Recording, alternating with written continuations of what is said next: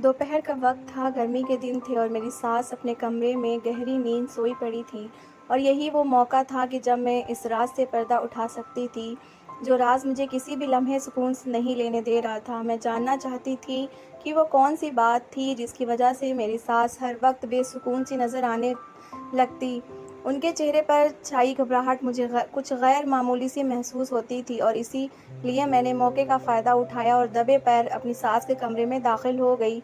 मेरी सास को मेरा उनके कमरे में जाना कुछ ख़ास पसंद नहीं था, इसीलिए शादी के 3 महीने बाद भी ये कोई मेरा तीसरा ही चक्कर था जो अपनी सास के कमरे में लगा था। मुझे यहाँ के सामान से कुछ ख़ास चाहत ना थी। मैं एक ऐसी छोटी-सी चीज़ को तलाश करने के लिए आई थी, जिसे ढूँढने में मुझे काफ़ी वक़्त लग सकता था, लेकिन मैं आज खाली हाथ वापस लौटना नहीं चाहती थी। मैंने बहुत धीरे से एक-एक करके सारी दराज़ को चेक करना शुरू किया, लेकिन नाकाम रही। मुझे कुछ भी नहीं मिला। मैंने यहाँ-वहाँ हर जगह देख लिया, लेकिन मैं अपने मकसद में कामयाब ना हो सकी और तंग आकर मैं वापस पलटने ही लगी थी कि अचानक मेरी नज़र अपनी सास के पर्स पर पड़ी, जो एक कोने में पड़ा हुआ था। मेरी सास जब भी कहीं बाहर जाती तो यही पर्स अपने साथ लेकर जाती थीं। कुछ सोचते हुए मैंने खामोशी से अपनी सास का पर्स उठाया और उनके कमरे से बाहर निकल आई। मेरा दिल ज़ोर से धड़क रहा था। अगर मेरी सास की आँख खुल जाती या फिर उन्हें इस बात का पता चल जाता कि मैंने उनके पर्स को हाथ लगाया है, तो वो मेरा जीना दूभर कर देतीं। लेकिन कभी-कभी सच जानने के लिए इंसान को खतरों से खेलना पड़ता है। मैं जल्दी से वो पर्स लिए स्टोर रूम में गई और खोलकर उसकी तलाशी लेना शुरू किया। मुझे मेरे मतलब की चीज़ मिल गई थी। मेरी खुशी का कोई ठिकाना नहीं रहा। मैंने जल्दी से उसे अपने पल्लू में बाँधा और वापस अपनी सास का पर्स बंद करके उसे उसी तरह उनके कमरे में रख दिया। मेरा आधा काम तो हो चुका था, अगला काम बाकी था और उसके लिए मुझे कोई ना कोई बहाना बनाकर घर से बाहर जाना था। शाम के करीब मेरी सास उठकर कमरे से बाहर आईं तो मैंने रोते हुए उसे अपनी माँ की तबीयत की खराबी का बताया और कुछ देर अपने घर जाने की इजाज़त माँगी। तो मेरी सास ने हमदर्दी का दिखावा करते हुए मुझे 1 घंटे की इजाज़त दे दी और यही वो मौका था जब ये राज़ पूरी तरह खुलकर मेरे सामने आ गया। मेरी सास असल में इलाज के नाम पर मेरे शौहर को कौन-सी गोली खिला रही थी। इस गोली से मेरा शौहर तंदुरुस्त हो रहा था, लेकिन फिर भी मेरे दिल में एक खटक सी थी। ये कौन-सी दवा है जिसे खिलाने के बाद मेरी सास के चेहरे की हवाइयाँ उड़ने लगती हैं और ख़ास करके मेरे शौहर को तंदुरुस्त देखकर एक और तो खुश होने के बजाय बौखला जाती हैं। मैं जल्दी से घर से निकली और रिक्शा लेकर बाज़ार पहुंच गई। मैं सबसे पहले बड़े मेडिकल स्टोर गई ताकि पहले ही स्टोर से मुझे मेरे सारे सवालों का जवाब मिल जाए। मेरे पास ज़्यादा वक्त नहीं था क्योंकि घंटे भर के अंदर ही मुझे मेरे ससुराल वापस पलटना था। दरअसल मेरा मायका ज़्यादा दूर नहीं था, इसलिए अगर मुझे ज़्यादा वक्त लगता तो कहीं मेरा शौहर मुझे लेने ना पहुंच जाता। यही खौफ मुझे सता रहा था। मेडिकल स्टोर पर काफ़ी भीड़ थी। मैंने जल्दी से अपने दुपट्टे के पल्लू में बंद गोली निकाली और मेडिकल स्टोर वाले के सामने रख दी और उससे पूछा कि मुझे ये गोली मिल सकती है। मेडिकल स्टोर वाले ने वो गोली उठाई और पलटकर उसके पीछे लिखा नाम देखा और फिर मेरी शक्ल देखते हुए कहने लगा, आपको ये गोली क्यों चाहिए?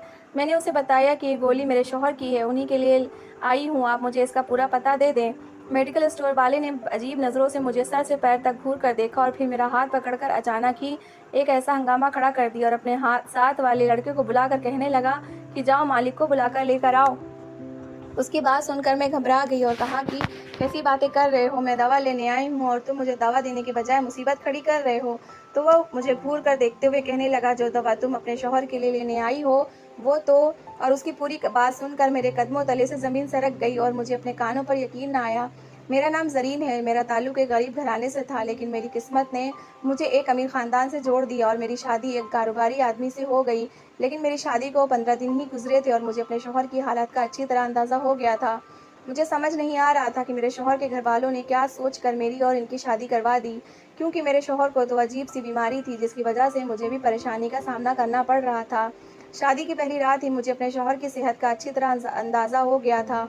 मैं रेड कलर के लहंगे में गजब ढा रही थी और अपने कमरे में शर्माई से दुल्हन बनी बैठी थी।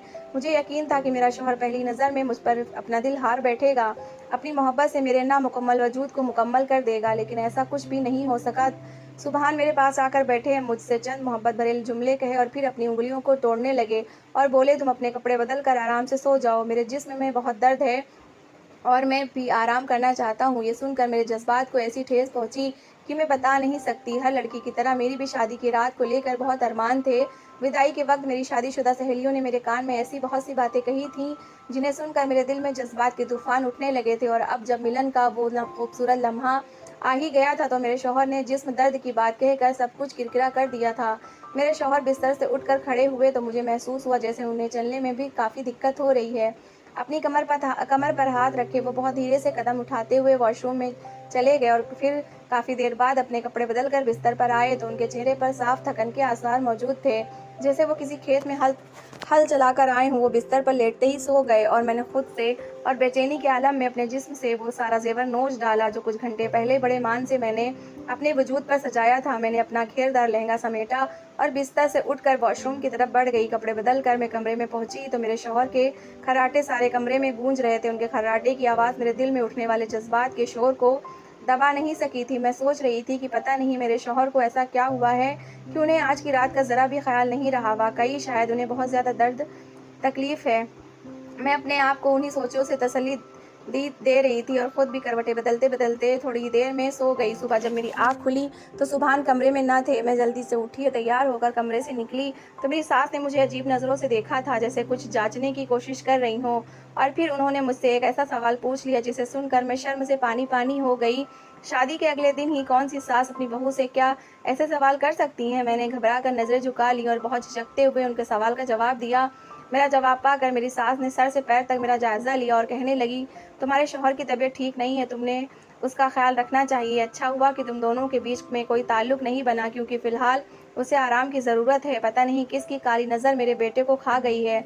अचानक ही मैंने अपनी सास से पूछ लिया कि सुभान को क्या हुआ है। मेरी बात पर तो उन्होंने अजीब सा हंगामा खड़ा कर दिया और कहने लगी, कैसी बीवी हो, शादी की एक रात गुजर गई और तुम्हें अपने शौहर की ख़राब तबीयत का पता नहीं। तुम्हारे शौहर को हड्डियों में दर्द है और सब उससे चलना फिरना भी मुहाल है। अजीब बेहुश औरत हो तुम भाई। मैं तो ये सोचकर तुम्हें शादी करके लाई थी कि तुम मेरे बेटे का ख्याल रखोगी, लेकिन तुम्हें तो उसकी परवाह ही नहीं है। और वो भी और बहुत कुछ कह रही थी। मैं हक्का-बक्का होकर सब देख रही थी। मैं एक रात की दुल्हन थी और मेरे शौहर ने मुझे ज़्यादा कुछ नहीं बताया था, मगर मैंने ये ज़रूर महसूस किया था कि उन्हें चलने में मुश्किल पेश आ रही है। लेकिन एक ही रात में मुझे कैसे उनकी किसी बीमारी का पता चल जाता, और अगर वो इतने ही बीमार थे तो उनकी शादी क्यों करवाई गई थी? ये सब सोचकर मेरी आंखों से आंसू आने लगे, जबकि मेरी सास अपने दिल की भड़ास निकाल कर अपने कमरे में जा चुकी थी। मैं अपनी जगह सुन खड़ी थी कि तभी मेरा शौहर बड़ी मुश्किल से चलते हुए घर में दाखिल हुए और मेरे पास आकर कहने लगे, तुम यहाँ क्यों खड़ी हो ज़रीन? मैंने नम आंखों से अपने शौहर को देखा और कहा कि आपको क्या हुआ है, चलने में कोई मुश्किल पेश आ रही है?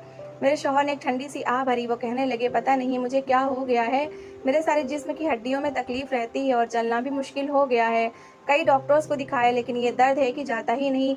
मेरा दिल तो चाह रहा था कि अपने शौहर से पूछूं कि अगर आप इतने ही बीमार थे तो मुझसे शादी करके मेरी ज़िंदगी क्यों ख़राब की, लेकिन मुझ में इतनी हिम्मत नहीं थी। मैं गरीब घराने से ताल्लुक़ रखती थी और मेरी अम्मा ने बजाय दहेज के ही मुझे रुखसत कर दिया था। हमारे घर तो किसी का रिश्ता आना ही बहुत मुश्किल था। ऐसे में सुभान का रिश्ता मेरी माँ को बहुत अच्छा लगा था।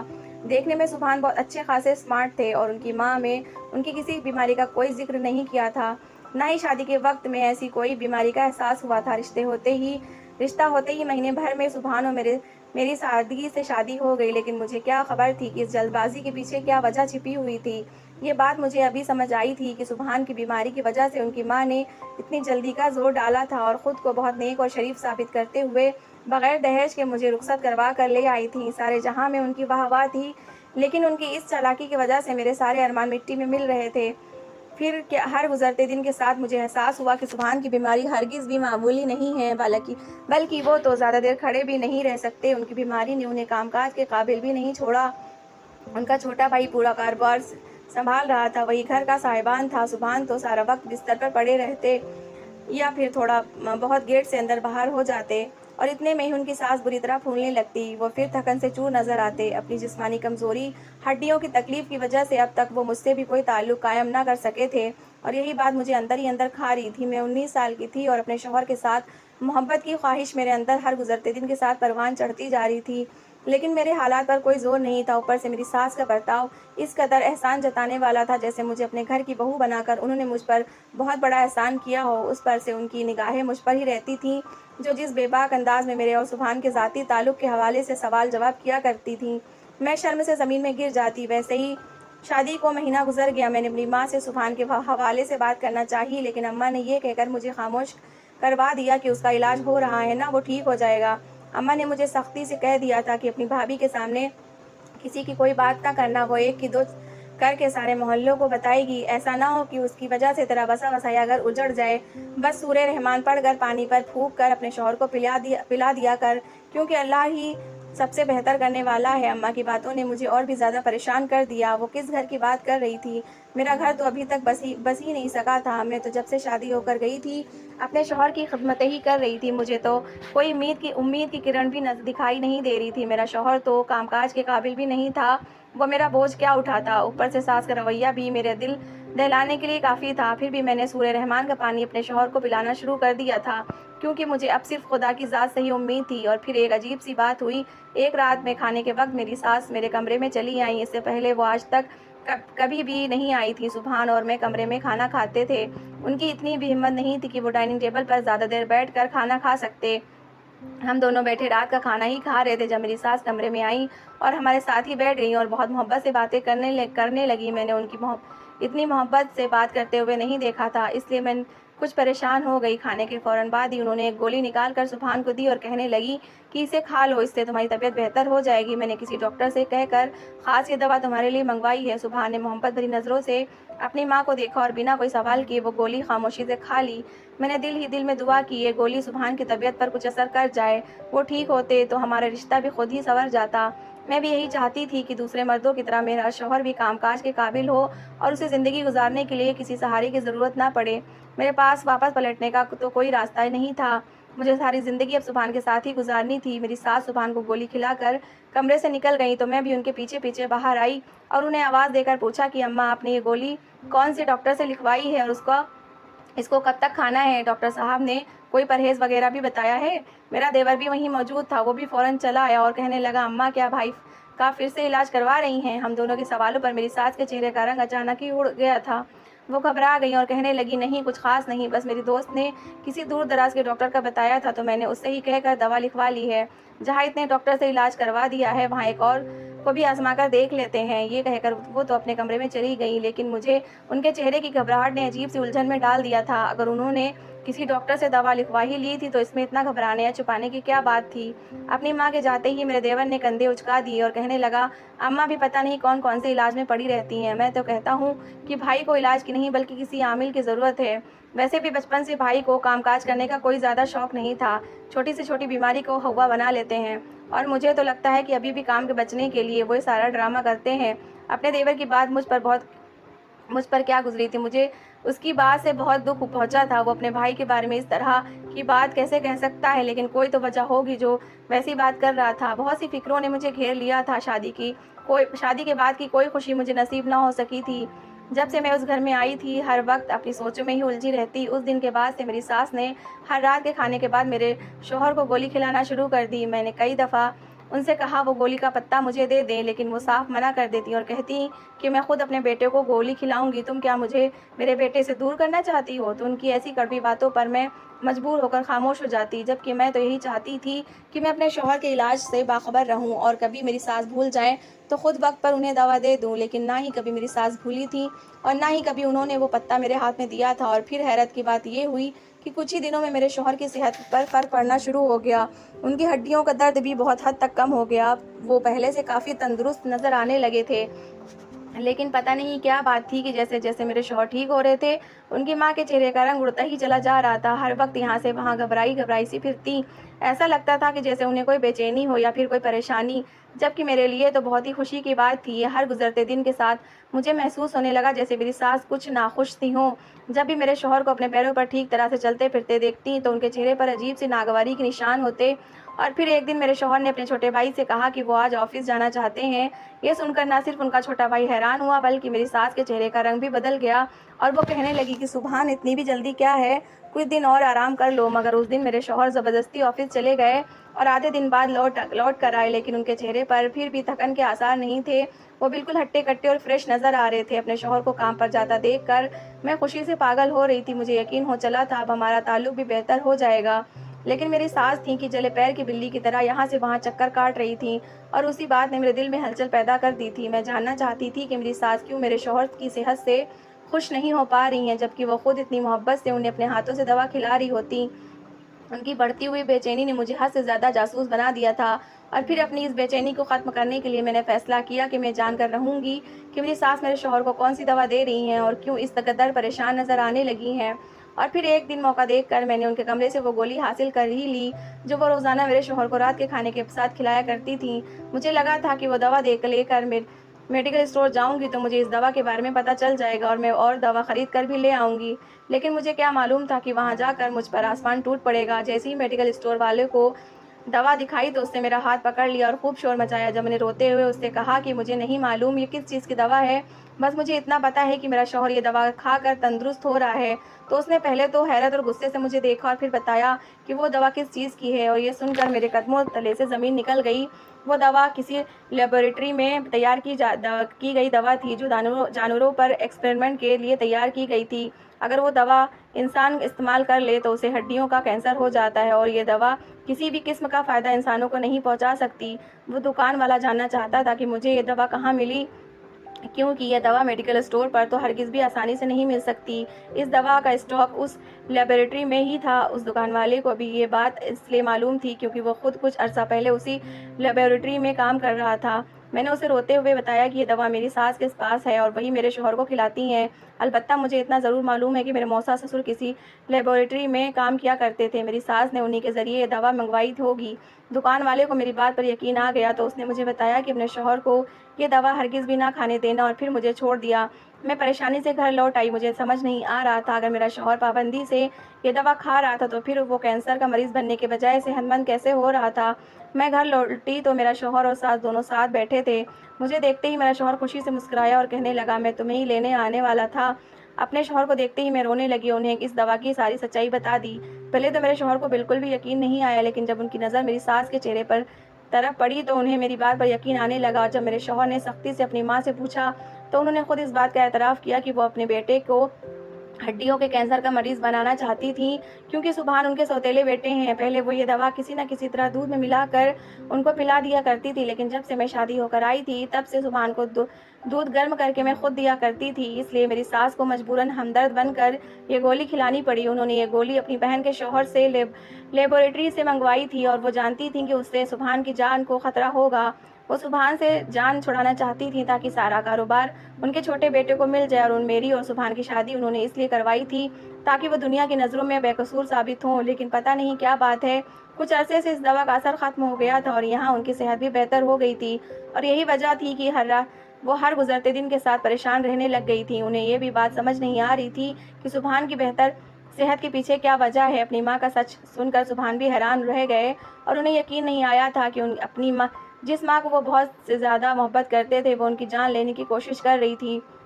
मेरी सास ने शर्मिंदगी से अपना सिर झुका लिया।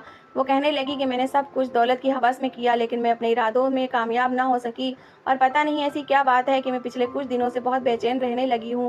मुझे किसी पल भी सुकून नहीं आता है। और फिर वो मुझसे और सुभान से पूछने लगी कि तुम लोग ऐसा क्या कर रहे हो जो इतनी ख़तरनाक दवा का असर नहीं हुआ कि सुभान की सेहत बेहतर होती गई। सुभान ने तो लाइल्मी से कंधे उचका दिया, लेकिन अचानक ही मुझे वो वजह समझ आ गई थी जिसकी वजह से सुभान पर इस कदर ख़तरनाक दवा का असर नहीं हो रहा था। अपनी माँ के कहने पर मैंने पाबंदी से अपने शौहर को सूरह रहमान का पढ़ा पानी पिलाना शुरू कर दिया था और वो हर वक्त वही पानी पिया करते थे। और ये उसी पानी का बरकत का नतीजा था कि सुभान इतनी ख़तरनाक बीमारी से न सिर्फ महफूज हो गए थे बल्कि उनकी सेहत भी बेहतर हो रही थी। बेशक अल्लाह के कलाम में बड़ी ताकत है और ये सब यकीन की बात है। मुझे सिर्फ़ और सिर्फ अल्लाह की ज़ात पर भरोसा है और उसी भरोसे ने सुभान की ज़िंदगी जीत ली थी। और जब यही बात मैंने अपनी सास को बताई तो वो रोने लगी और रोते हुए कहने लगी कि मैंने अल्लाह के ख़िलाफ़ जाकर अपने बेटे को नुकसान पहुंचाने की कोशिश की, उसे सौतेला समझकर मारना चाहा और तुमने अल्लाह पर यकीन करके उसकी ज़िंदगी बचा ली। मुझे आज अपने गुनाह का एहसास हुआ है और खुदा के कहर से खौफ आ रहा है। उन्हें रोता देखकर सुभान का दिल पसीज चुका था। वो कहने लगी, अम्मा, अगर आपको अपने किए पर इतना ही पछतावा है तो अल्लाह जो बेशक कहार है, रहीम भी तो है, रहमान भी तो है, गफ़ार भी तो है। आप अपने गुनाहों की तौबा कीजिए। मुझे यकीन है कि ऊपर वाला अब आपको ज़रूर माफ़ कर देगा। मैंने भी आपको माफ़ कर दिया है क्योंकि आपकी वजह से ही ज़रीन जैसी बीवी मेरी ज़िंदगी का हिस्सा बनी है और मुझे भी खुदा के कुदरत और कलामुल्लाह पर सच्चे दिल से यकीन आ गया है। मेरे शौहर ने अपनी माँ को माफ़ कर दिया और उनकी माँ ने अपने रब के हुजूर में अपना माथा टेक दिया था। कुछ दिनों में मेरे शौहर पूरी तरह से सेहतियाब हो गए थे और आज हम दोनों ही खुशगवार ज़िंदगी गुजार रहे हैं। खुदा ने हमें एक बेटी की रहमत से भी नवाजा है। उस दिन के बाद से मैंने कलामुल्लाह को अपनी रोज़मर्रा की ज़िंदगी का मामूल बना लिया है और मैं कितनी भी मसरूफ़ क्यों ना हूँ, मैं तिलावत कुरान पाक की लज्जत से कभी महरूम नहीं होती। तो दोस्तों, कैसी लगी आपको मेरी कहानी? अगर अच्छी लगी है तो प्लीज़ इसे लाइक करिएगा, शेयर करिएगा और मेरी अगर कहानी अच्छी लगी है तो प्लीज़ मेरे चैनल को सब्सक्राइब करिएगा और अपनी राय कमेंट बॉक्स में ज़रूर दीजिएगा। Thanks for watching.